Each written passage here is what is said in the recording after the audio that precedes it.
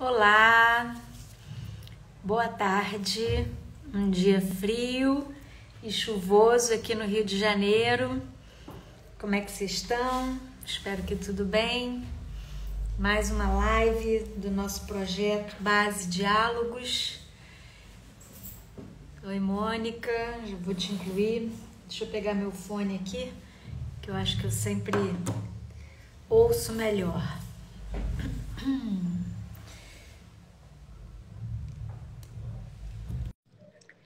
Oi, Bebel. Por enquanto.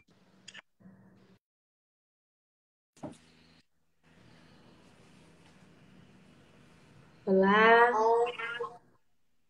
tudo bom? Olá, bom dia, boa tarde. Buenas. E A aí? gente ontem desencontrou, né? Que pena. Pois é, aqui no escritório. E aí, que frio, hein? Hoje tá um dia Nossa, escuro, bom para tá. ficar deitada dormindo. Preciso botar isso, ó, Paty. Preciso É, botar isso na minha agenda. ficar deitada dormindo. Hora da soneca. Que nem criança, né, pequena, não tem a hora do Mas soninho. você sabe, Tá muito bom. E vou fazer um café para mim também. ai, nossa, Poxa, o Cadê título da Patrícia? live. Vou Patrícia estava botar. pedindo para entrar. Deixa eu ver se eu já? consigo. Ela achava que ia. Que eu não ia entrar? É. Não, tô Não, que ela tentando. não ia entrar, não, que ela ia atrasar. Acabou não atrasando. Bom, e Bebel aí, tem que pessoal? marcar uma hora com você no fim de semana. É No bom que fim de daqui a semana? pouco Tá a bom. gente vai ficar aqui na live falando coisas pessoais, como se a gente estivesse numa chamada de telefone, só que ao vivo, né? Com todo mundo Mas assistindo e é, participando com a gente. mas eu acho que isso é o nosso plus, que eu acho que é válido para os sistemas. É um afeto, é uma confiança, é uma segurança que, na verdade, como eu costumo dizer, a gente metacomunica uma relação que, de alguma maneira, eu espero que tenha efeito de contágio. Não dizer que seja mágico, que a gente somos as fofas do pedaço, que a gente nunca fica meio, às vezes, mais distanciado ou mais próximas, mas assim, como a gente lida com as parcerias, que no fundo é um sistema que a gente forma entre nós, né? Pode você estar entrando, está Patrícia, eu não pedindo estou para chamar. conseguindo te chamar. Não, você tem que solicitar para mim. Sua solicitação não está chegando, está dando esse bug agora. Então, como é que chama isso? É o making off da realidade da base.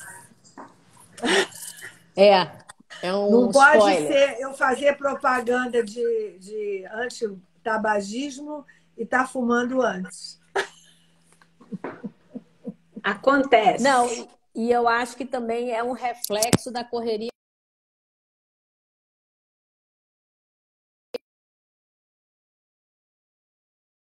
Uma numa hora, outra noutra hora, fazendo alguma coisa. Então, é reflexo também, a gente aproveita para se encontrar aqui, gente.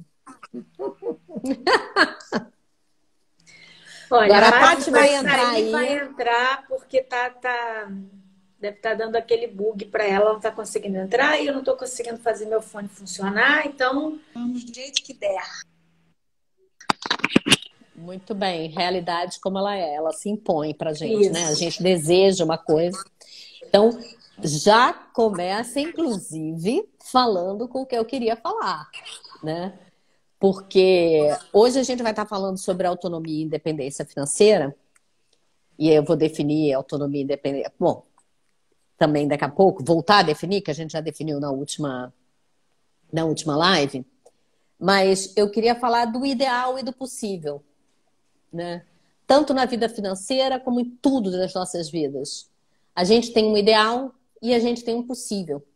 Então, quando a gente fala de autonomia, independência financeira, planeje seu futuro, cuide da sua velhice, gente, a vida acontece, né? Não é assim. A gente está falando de um ideal, de como é que a gente pode se preparar, facilitar o caminho para outras pessoas que estejam nessa jornada junto com a gente. Como é que a gente pode melhorar essa dinâmica, esses momentos da vida. Então, eu acho que o planejamento ele serve para isso. Ele não serve para engessar a vida. Ele serve para ajudar a gente a enfrentar momentos mais difíceis. Então, ele é como se ele fosse a quilha de um barco. Vou tentar fazer uma metáfora. A Mônica que gosta de metáforas aqui, ela que é boa de metáfora, mas vou tentar uma metáfora. Assim, se você quebrar a quilha, se você quebrar o leme, você fica à deriva. Você vai para qualquer lugar, deixa a vida me levar, você vai indo conforme o vento. Quando você tem um sistema de direção qualquer, quando você cria um sistema de direção e você sabe para onde você está indo, você consegue manejar.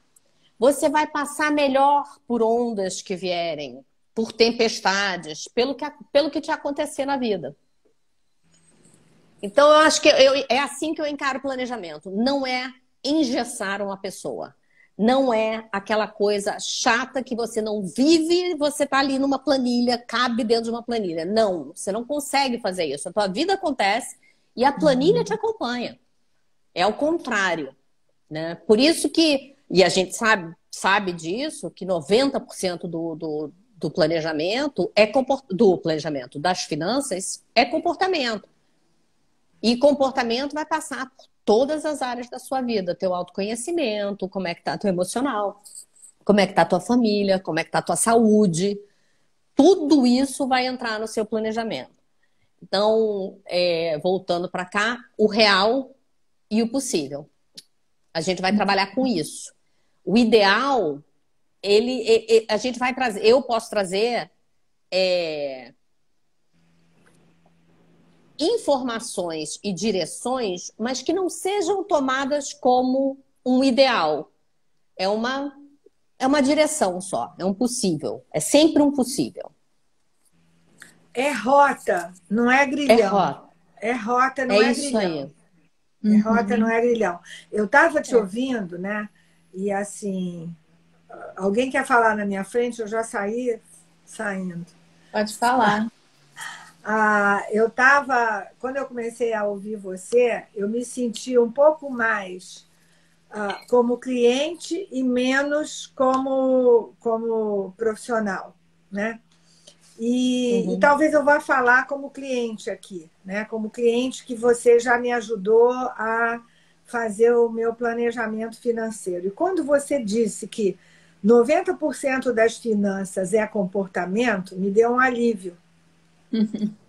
Porque, de alguma maneira, quer dizer, é uma coisa que não faz parte da minha cultura e nem da minha educação, saber se o dólar deu mais ou menos, se eu boto na bolsa, se eu boto na renda fixa, eu não tenho a menor paciência com isso.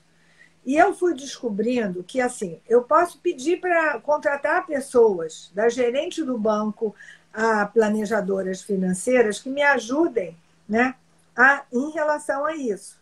Então, esse não é uma questão. Eu acho que quando você diz essa questão do comportamento, da mudança das lentes, né, eu vou trazer uma coisa objetiva, eu estou aqui numa questão se eu boto tapete ou se eu troco a tábua dos quartos da minha casa. Se eu boto madeira ou se eu boto tapete, né? E aí eu faço várias equações. A minha idade versus o tempo de vida que eu tenho versus a necessidade de botar uma coisa mais cara ou não. O prazer que eu tenho de um e de outro, o que vai me trazer. A valorização do imóvel que vai ser com um ou com o outro. O tempo que vai me levar e que eu vou perder para fazer um e para fazer outro. Então, são muitas variáveis. E eu poder enxergar isso, o que me traz hoje é um bem-estar. Quando eu falei, preciso conversar com você no fim de semana, eu preciso da sua ajuda para fazer conta e decidir. Mas eu sei que tem muitas outras coisas envolvidas nisso. E que tem valor. Sim. Que tem valor. E aí já trazendo para o profissional, a minha mãe, que teve um patrimônio vamos dizer assim, maior do que o meu e uma folga financeira maior do que a minha, terminou ajudada por nós, porque ela nunca se preocupou. Ela achava que ela tinha uma conta que fabricava dinheiro e ela vivia com isso. E eu tenho essa fantasia. Aí do lado pessoal, né, e falando da profissional, isso é uma lente que eu trago da minha família de origem. O meu pai era extremamente cuidadoso, assim, ele sabia o centavo do talão de cheque dele, mas assim, não tinha prazer, era só em cima dessa coisa do dinheiro.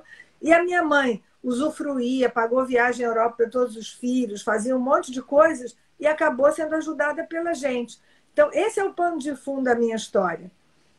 E é com esse pano de fundo que eu vou sentar na sua mesa também podendo entender isso. Eu acho que essa questão, né, a autonomia e independência, aí trazendo a brasa para minha sardinha, precisa de uma consciência de onde você está vindo e aonde você quer chegar. Quando eu falei de possível, é o possível, mas de uma forma consciente, de uma forma responsável. Então, às vezes você vai fazer escolhas mesmo. Você vai fazer a escolha de gastar muito mais em vida, porque alguma coisa vai acontecer, e vai fazer um pacto com a geração seguinte, que está usufruindo junto com você, de que ela vai cuidar de você lá na frente, por exemplo, né? São milhões os combinados. O que importa, no final das contas, eu acho que não tem certo, não tem errado, mas que você faça as suas escolhas de forma consciente e responsável. Não venha depois, por exemplo, numa separação, dizer, eu tô, sabe,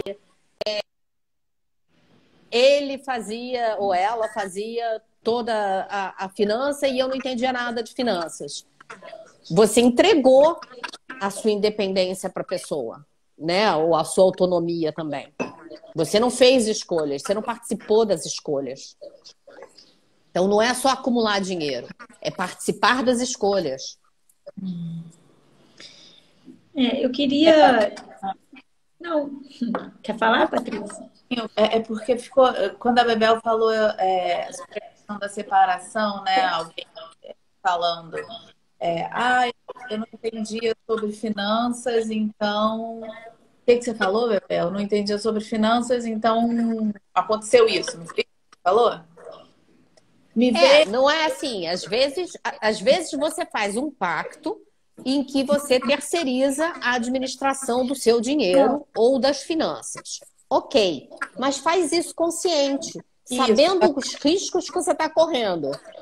Então, aí quando você fala de consciência e fala disso, eu penso que falar sobre finanças, entender minimamente, né? Não é isso que eu estou falando de bolsa, não sei o que lá. Eu não estou falando desse tipo de entendimento, mas eu estou falando de um tipo de entendimento que todo mundo tem que entender, que precisa ter. Igual, eu não sou nutricionista, eu não entendo de comida, então eu só como porcaria e fico doente. Não, você minimamente tem que ter consciência do que é saudável, do que não é. E eu penso que numa educação de vida, desde criança, as pessoas têm que entender que esse assunto, você não pode chegar numa certa idade da vida, num certo ponto da sua vida, e falar assim, não entendo nada disso, então é por isso que eu tô assim. Você tem que entender, minimamente. Mas isso não assumir a responsabilidade. Não, então, e se não entender, assumir a responsabilidade por ter feito essa escolha de não entender sobre certo assunto. Que a gente de continuar isso, não entendendo, né? Ou isso, né? Eu escolhi muitas coisas, escolhi entender mais de umas coisas e menos de outra. Isso faz parte. Isso somos nós vivendo a vida e as parcerias que a gente vai estabelecendo nos casamentos, nos trabalhos. Normal.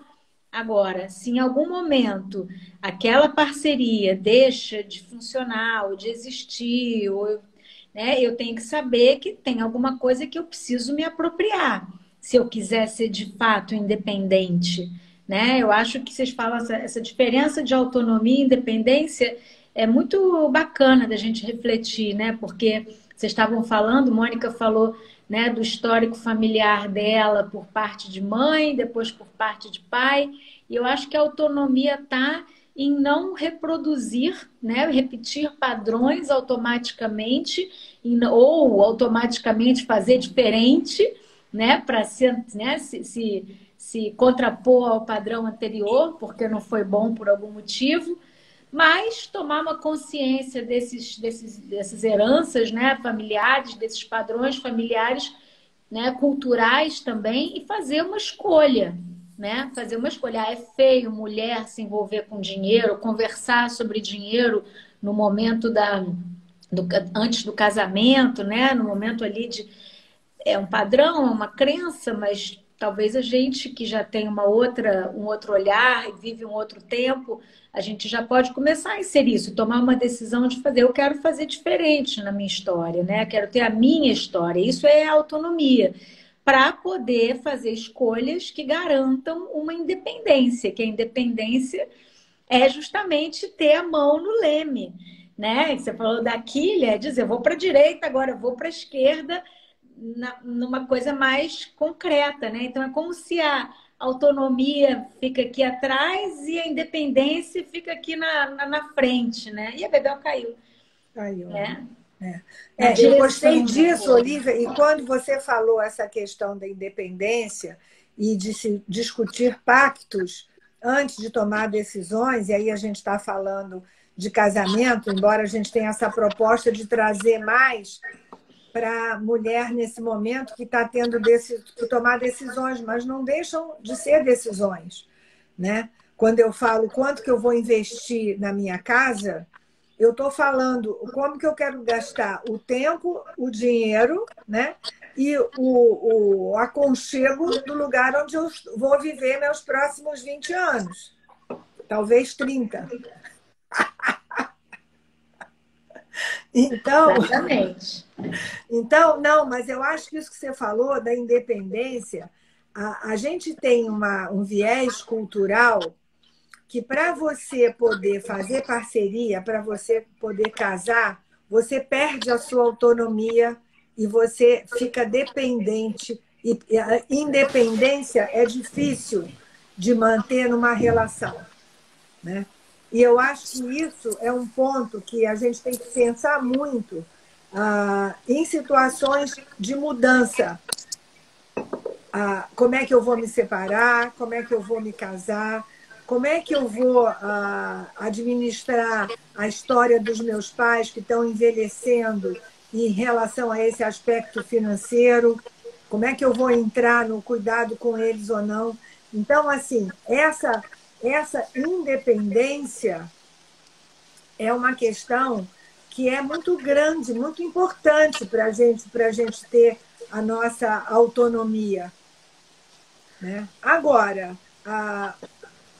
esses dois ingredientes, em cada momento do ciclo vital, têm que ser vistos que fazem parte, que são concretos, né? Por mais romântico que a gente seja, falar de regime de bens, falar de diretrizes de vontade, falar de testamento, falar de qualquer situação que defina, né? Porque traz por trás uma sensação de isolamento, uma sensação de solidão, e que não é verdade, que não é verdadeira. Talvez seja um ranço cultural, mas não é. O fato de eu ser dona do meu nariz não quer dizer que eu não possa ter um casamento super parceiro. Não quer dizer que você não possa precisar dos outros, em algum momento até depender dos outros. Pois é, também, né? Como que eu vou depender? Mas é como que eu vou depender? Eu vou depender com alguém que programou isso de alguma maneira, que pensei nisso, que tentei de alguma maneira organizar, ou vou depender naquela de vítima, como eu digo? Ai, não tive tempo, não vi, fiquei fazendo isso. É uma outra forma de dependência. Uma é uma dependência consciente, planejada, e a outra é uma dependência que eu chamo de meio irresponsável, meio vitimizada. Eu outro dia escutei isso. Não, você é muito organizado, você é muito consciente. Eu sou mais, confio na vida, a vida é mais leve, a vida é mais não sei o quê. E uma pessoa que está totalmente dependente hoje em dia, né? Que não precisava estar. Então, eu acho que a gente tem que ter esse cuidado com a gente mesmo, sabe? E mais com os outros que estão por perto da gente. Porque você não vai levar a tua vida como você quer e bem entende e depois chegar e sentar no colo de alguém, se entregar, ó, toma aqui o pacote, né? Então, e isso acontece em várias situações. Eu já comentei aqui de uma moça que, inclusive, tinha problemas sérios com o pai de abuso e ela teve que cuidar do pai na velhice. Né? Então, ela cuidou do pai e ela conseguiu cuidar. Emocionalmente, ela conseguiu ultrapassar as barreiras dela e conseguiu cuidar. Mas, falando do tempo, desse caminho pela linha do tempo, Mônica, que você comentou, eu acho muito interessante se a gente for acompanhar, e eu que fico olhando para isso, vocês devem olhar também, cada uma no seu quadrado, mas como a gente vai ganhando independência e autonomia quando a gente vai crescendo, os nossos filhos vão crescendo e a gente vai se apropriando disso ou não, né? E aí, essa mulher com quem a gente está falando agora, eu acho que a gente está aqui trazendo informação para ela ter uma oportunidade de ver como é que ela vai lidar com os filhos em relação a isso, né? E como é que a gente vai perdendo essa autonomia e essa independência quando a gente vai envelhecendo. E é natural que isso aconteça. Então, assim, uma pessoa de 60 anos fazer uma mudança é muito diferente de uma pessoa de 80 anos fazer uma mudança, desencaixotar coisa, ver, inclusive emocionalmente, mudar o espaço físico de onde está. Então, fisicamente pode estar muito bem, mas é um outro cansaço, é uma outra coisa. Então, se você pode se programar para fazer antes, né, não negar que esse tempo está chegando, também é muito interessante. E às vezes essa mulher com quem a gente está falando hoje, mais especificamente, e eu acho que todo mundo pode pegar e se apropriar do que couber para si, ela também tem esse cuidado com os mais velhos e muitas vezes não teve essa conversa ainda, porque não era do nosso tempo ter essa conversa. Não era do tempo dela ter essa conversa. Mas, de repente, ser cuidadoso e provocar essa conversa. Como é que os pais querem envelhecer? Como é que vai ser aquilo? Qual é o planejamento deles? E aí, vocês têm dinheiro para a vida de vocês? Em algum momento eu vou ter que cuidar de vocês? Como é que está isso? Porque 90% das famílias, se você é independente, seus filhos são independentes e seus pais são independentes financeiramente, você está numa pequeniníssima minoria dos brasileiros. Que, em geral, as famílias estão organizadas de maneira que ou os pais dependem dos filhos ou os filhos dependem dos pais. Até tardiamente ou precocemente. Né? Falando de uma ponta e de outra. Mas é muito comum. E aí eu acho que entra a parte emocional, que são as conversas, os combinados.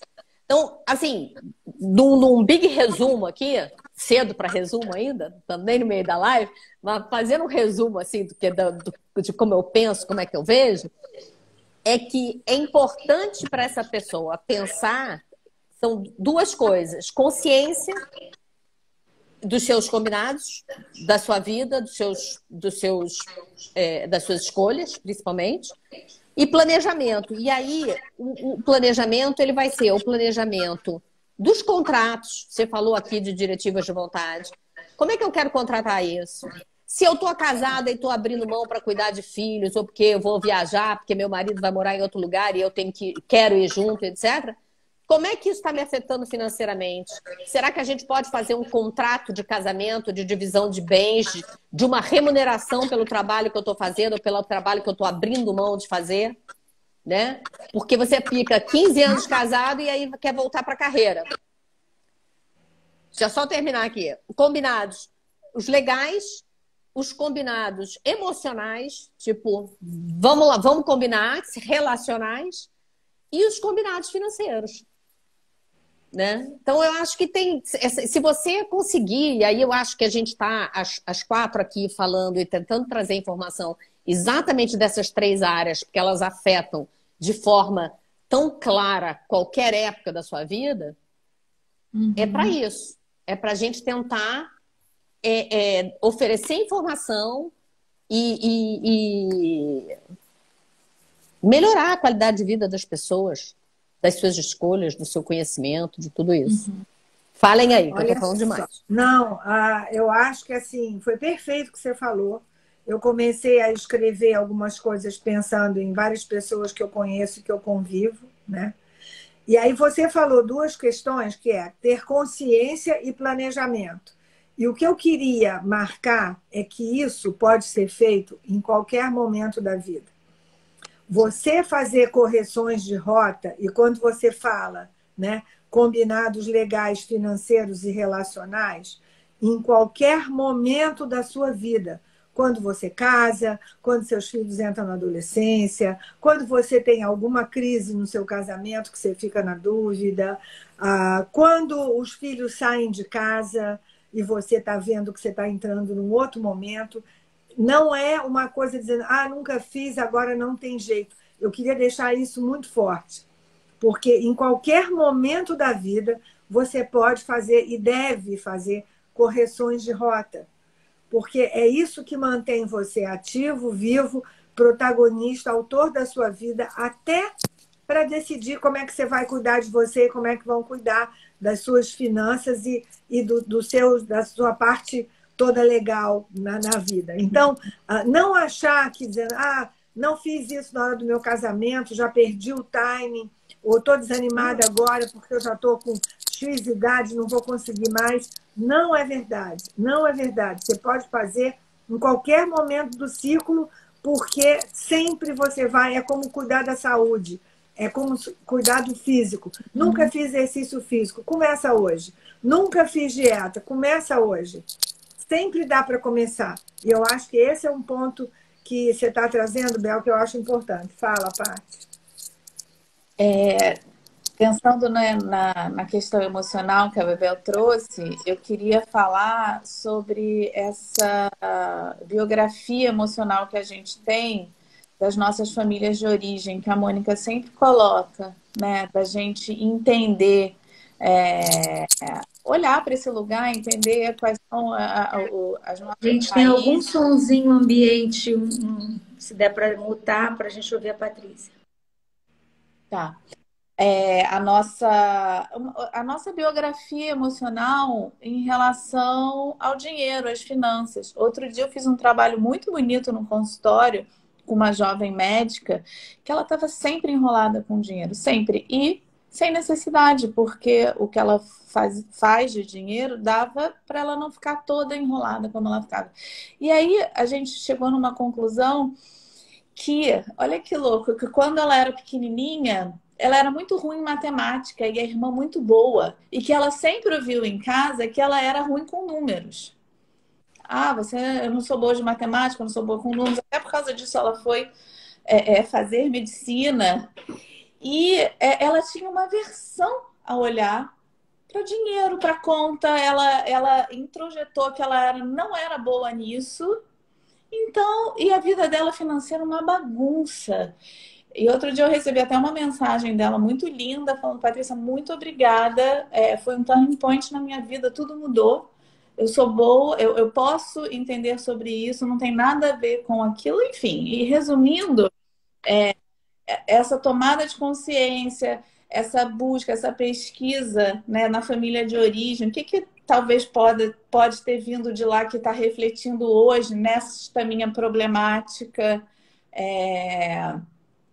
e é muito legal, enfim, quando isso acontece, entender que a gente precisa olhar para esse lugar. Tem muito do emocional, da nossa história de vida, de onde a gente veio e como a gente lida com essas questões. Eu quero falar, mas a Olivia está falando pouco hoje. Pode falar, depois eu falo. Não, acho que pode falar, Mônica. Estou mais reflexiva mesmo. Vai você. Eu ouvindo a Patrícia, eu queria dividir com vocês, a Bebel tá comigo nesse projeto aí, nesse workshop. Ontem eu comecei a fazer um workshop, vou fazer propaganda aqui, com a Zeneide Jacó Mendes, uma amiga minha muito querida. Já mandei outra aluna hoje. Que se chama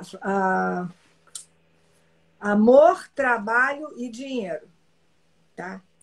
E aí, compartilhando um pouco o que eu vivi, teve um momento, depois dela ter falado, ela sugeriu que eu colocasse, que todos nós colocássemos 3 coisas que me fizeram sofrer. E eu coloquei 3 coisas que me fazem sofrer até hoje, que é críticas, perdas e distanciamentos. E aí, ao longo do workshop, ela colocou outras 3 pontos que são virtudes que eu acho que eu tenho. E aí eu botei disponibilidade, coragem e perseverança.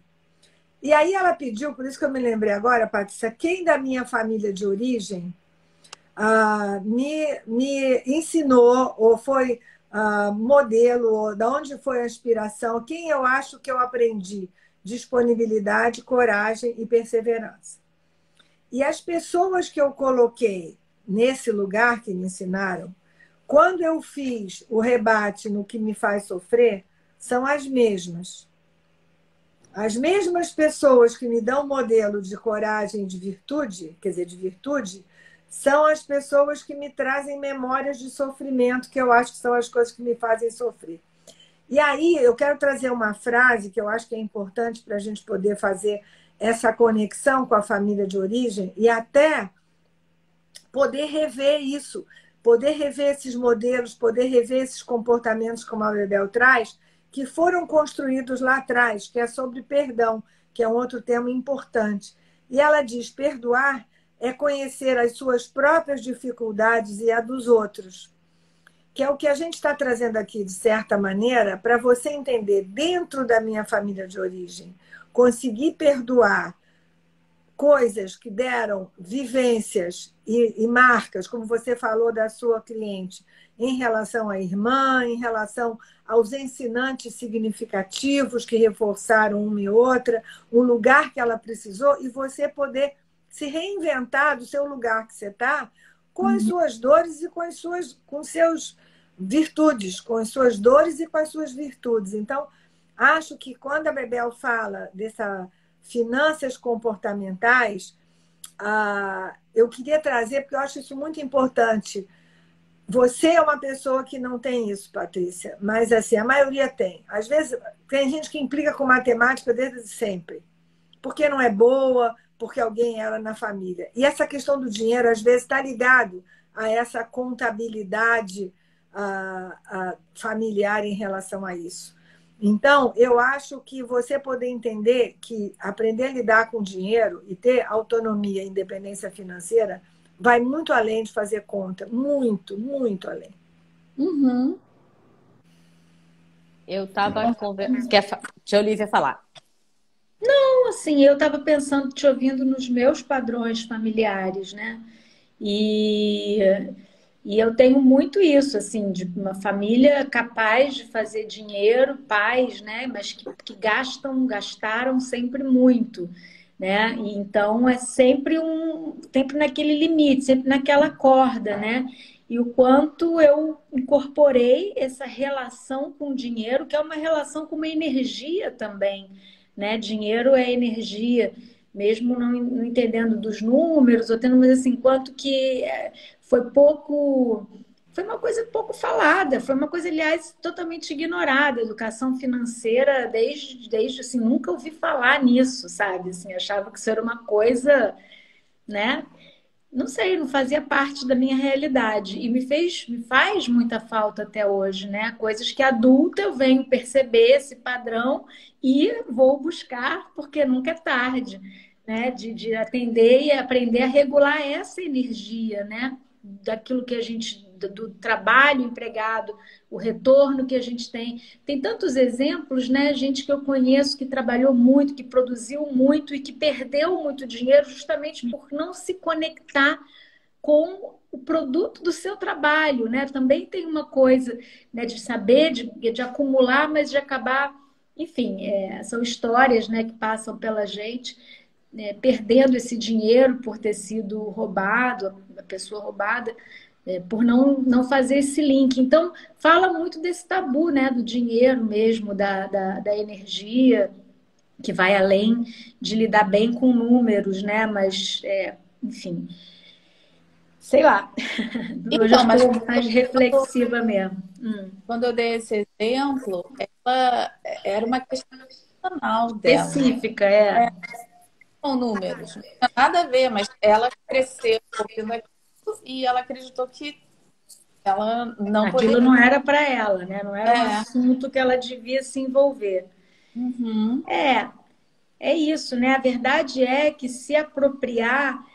E eu estava ouvindo outro dia, vou talvez sugerir também para uma próxima live. Eu vi isso numa live interessante, num podcast outro dia, falando sobre a síndrome, eu acho, a síndrome da Cinderela. Não sei se era esse o nome, o conflito, o paradoxo, era uma coisa assim, que mesmo mulheres, né, assim, independentes, de 2022, de diferentes idades, né, mas mulheres adultas aí né, de todas as idades, por mais independentes, né, e autônomas que sejam, que existe um conflito interno muito íntimo, e às vezes até inconsciente, né, dentro daquele conflito de achar sempre que alguém vem salvar a gente, né, que alguém vem nos resgatar.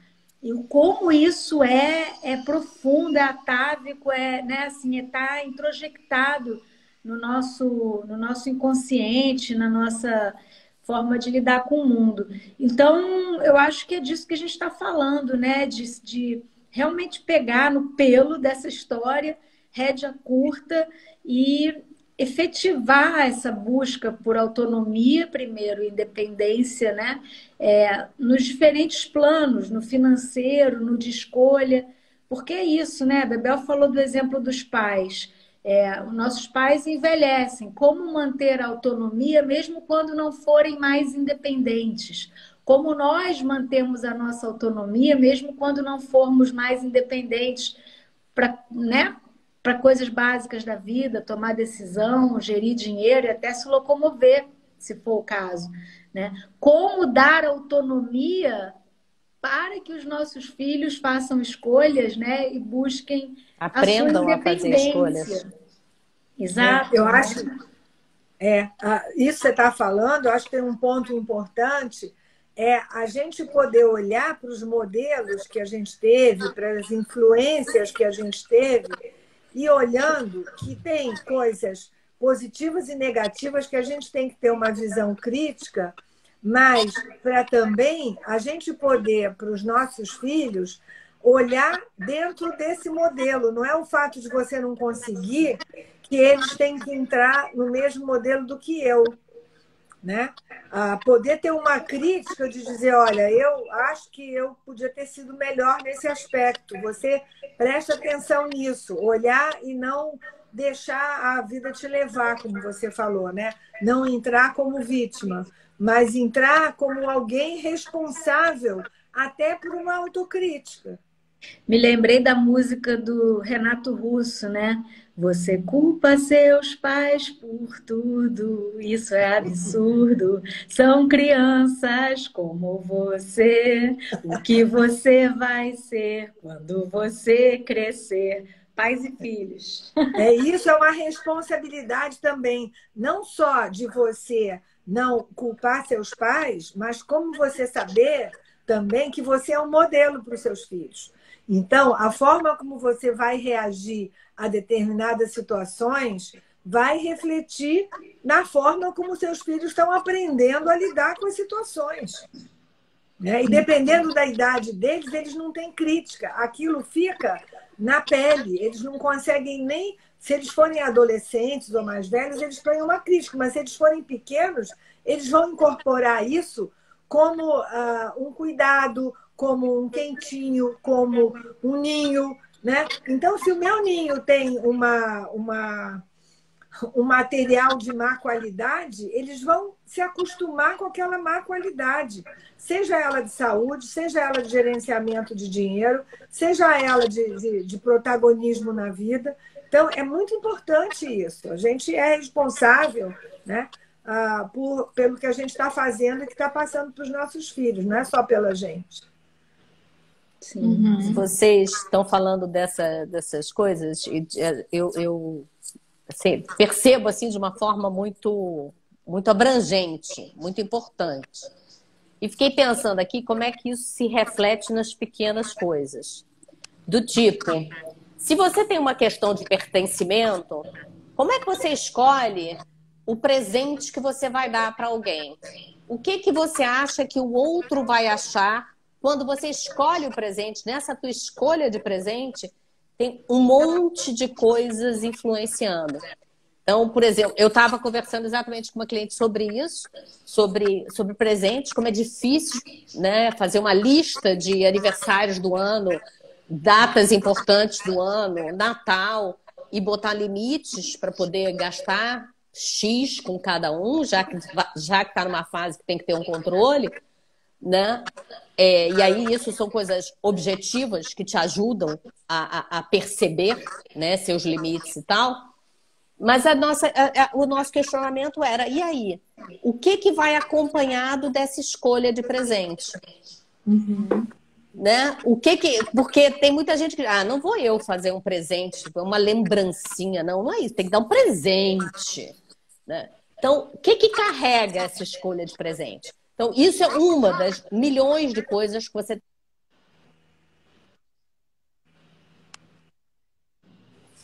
Sua internet, engraçado, vocês estão no mesmo lugar. Redes diferentes. Minha internet tá legal? Então é. A sua não tá. Então não sei o que vocês ouviram do que eu falei. Eu acho, o que ficou para mim é quando você faz uma escolha de um presente, o que está por trás dessa escolha do presente, né? Se é o valor, tá ruim de novo. Não sei se você está. Agora eu passei para o 4G. Tá. Eu passei para o 4G. O que está por trás dessa escolha do presente? Se é o seu orçamento, se é o quanto que você precisa se mostrar generosa, aí eu estou já botando. O que está por trás de dar um presente? Né? Exatamente. Gastos com os netos, por exemplo. Não estou falando de você, não, tá, Mônica? Por um acaso era também uma cliente. Vamos analisar a planilha financeira da Mônica na gastos com netos. Assumir, inclusive, fazer essa mudança geracional. Eu tenho isso com meu filho pode pagar pelas coisas dele, por que eu continuo pagando? É minha sensação de ser mãe. Mas eu posso ser mãe de outras maneiras. E depois tem outra coisa. Conforme eu for crescendo, meu papel mãe vai diminuindo e meu papel pessoa, existência, indivíduo, não vou dizer que amiga, mas uma outra pessoa, vai crescendo. Eu deixo de ser olhada como mãe e começo a ser olhada como uma pessoa, com gostos, com isso, com aquilo. Não deixe de ser olhada como mãe, mas diminui essa importância desse papel, né? E por que eu fico brigando por isso? Tira essa função da maternidade dos pais. É a função, exatamente. Não é o olhar, mas é a função. E por que é tão custoso abrir mão dessa função? Tô numa das... Já que a gente abriu o coração, a gente, quando abre o coração, é uma das minhas dificuldades. Porque a gente tem uma tendência, né? A nossa sociedade hiperconsumista tem uma tendência, recebe um input, né, de financiarização das relações, de comunicar amor. Comercialização. É isso, né? Comunicar amor na medida em que você prover bens materiais. Você provê bens materiais. Quanto mais eu amo, mais eu dou. Seu filho precisa disso. Seu filho precisa de estar sempre nas melhores, nos tops, nas coisas. Sua mãe, tudo a gente tem que estar sempre nas cabeças, entende? Porque o amor, ele vem acompanhado, né, de prover sempre o que há de melhor. Quando às vezes o médio está ótimo, entendeu? Mas essa é uma coisa que a gente tem. Então é isso. Como que eu vou deixar de ser né, aquela que custeia? Né? É difícil, muito difícil. Não, eu perco o protagonismo, eu perco a dependência que o outro tem de mim. Ascendência. A ascendência, a dependência. Pois é, mas a ascendência, ela não precisava de estar ligada necessariamente ou principalmente ao aspecto financeiro, né? Ao aspecto, ela pode ser na sabedoria, no afeto, em tantas outras coisas que a ascendência real, a hierarquia, né? Eu sei que o aspecto financeiro é um dos aspectos, mas não devia ser tão forte, não devia ser tão marcado. Acho que nem sempre foi assim. Acho que a nossa sociedade agora está hipervalorizando isso, né? A coisa que a gente mais tem medo, não conseguir se prover quem a gente ama, num nível, né, alto, né? Que é o que a gente quer sempre, porque isso significa dar o melhor, amar, né? É o sinônimo do amor. Então, é isso. É difícil para a gente pensar sobre isso. Eu estou preocupada aqui, porque estou vendo que a gente já está faltando só 10 minutos. Hoje não teve quase pergunta, né? Não, pois é, só vi as pessoas, estou adorando essa live, entrei nessa live, esse tema é importante, mas ninguém colocou perguntas. Comentários, né? Perguntas. Cadê a Lucinha não está aqui hoje. A nossa ego auxiliar não entrou hoje. Mas eu tenho uma pergunta, então. Vai, Paty. Para a gente que passou na minha cabeça, né? A Bebel e a Mônica falando sobre essa questão do prover e desse lugar da mãe. Eu acho que eu e a Olivia, a gente ainda está longe de chegar. Bom, eu pelo menos acho que a Olivia também, de chegar nesse lugar dos filhos pegarem essa função para eles. Mas eu não sei, eu posso queimar minha língua, mas eu particularmente acho que eu vou achar maravilhoso quando eles puderem. Não sei se eu vou sentir isso que vocês sentiram, mas pode ser que eu sinta, tá? Tem os dois sentimentos, tá?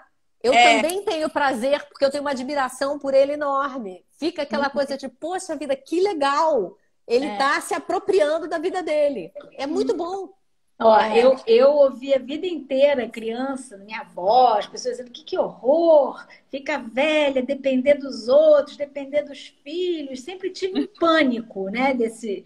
Só que eu escolhi ser profissional autônoma. Eu tenho, né, eu corro riscos, né, como vocês aqui. E aí eu já falei lá em casa, eu resolvi mudar isso. Falei, olha só, minha gente, provavelmente dependerei de vocês na velhice. Provavelmente vocês terão que... Não sei, espero que não. Estou trabalhando para que não aconteça. Mas, se acontecer, já fica aqui. Não vou ficar culpada. Vamos já entender. Faz parte. Faz parte da vida em família. Vamos nos cuidar. Sou mãe e pronto. Entendeu? Então, eles já estão carecas de ouvir que vão ter que cuidar de mim na velhice. Não vou deixar de tentar. Não estou me entregando para vocês na velhice. Mas...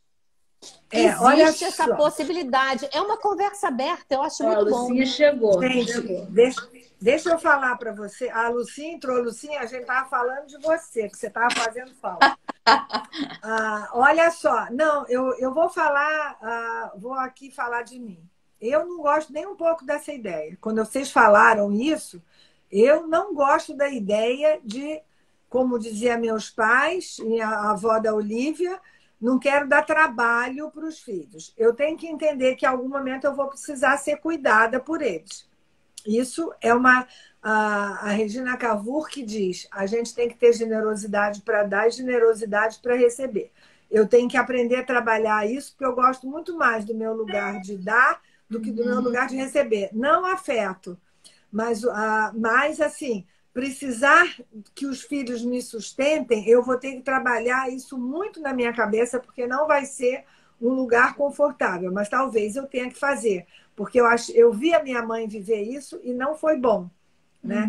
Eu vi o meu pai, entre aspas, viver isso e assim, me deu compaixão. Eu não achei um lugar bom, talvez por uma visão muito do mundo nosso moderno, ocidental, de que isso, né? Porque os orientais, eles recebem isso melhor. Tem uma história que eu gosto muito de contar de um garotinho que estava fazendo um prato de madeira com um canivete. E o pai perguntou, mas por que você está fazendo esse prato de madeira? Ah, porque foi esse prato que você deu para o vovô, quando o vovô tinha que comer, para o vovô não deixar quebrar o prato. E eu estou preparando um para você. E o pai, nessa hora, ele viu o quanto que o modelo que ele estava dando em relação aos pais estava se refletindo no modelo do filho. Então, é um lugar que a gente... Não, só um parêntese rápido. Há um tempo atrás, sei lá, eu brincando, falei pro meu filho, né? Que ele vai ter que cuidar de mim na velhice. Na hora ele falou, não tem problema nenhum, vou botar uma babá para cuidar de você. Ele não teve babá para cuidar dele? Igual, entendeu? Mas é que eu acho que assim, aí dá outra live, mas assim, o nosso olhar para os nossos filhos é muito mais desprendido do que o olhar deles para nós. No sentido de que a preocupação maior deles são os filhos, não são a gente. A nossa também foi. Por mais que a gente tenha amado nossos pais, a gente se preocupa muito mais com os nossos filhos do que com os nossos pais. E quando a gente chega no lugar do envelhecimento, que a gente é pai, e que a gente durante muito tempo vive uma autonomia, quando a gente começar a viver a dependência, né? Estou falando da minha faixa etária para cima, é um enorme exercício de coragem. É uma coragem. A gente está falando disso aqui, a gente está dividindo isso aqui. Tem que olhar para frente e dizer como é que eu quero, para não acontecer no acaso, para não ficar de qualquer Isso é que é maneira, planejamento. para não planejar. Exatamente. Isso. Esse planejamento. Mas eu fiquei ouvindo você e me perguntando, né?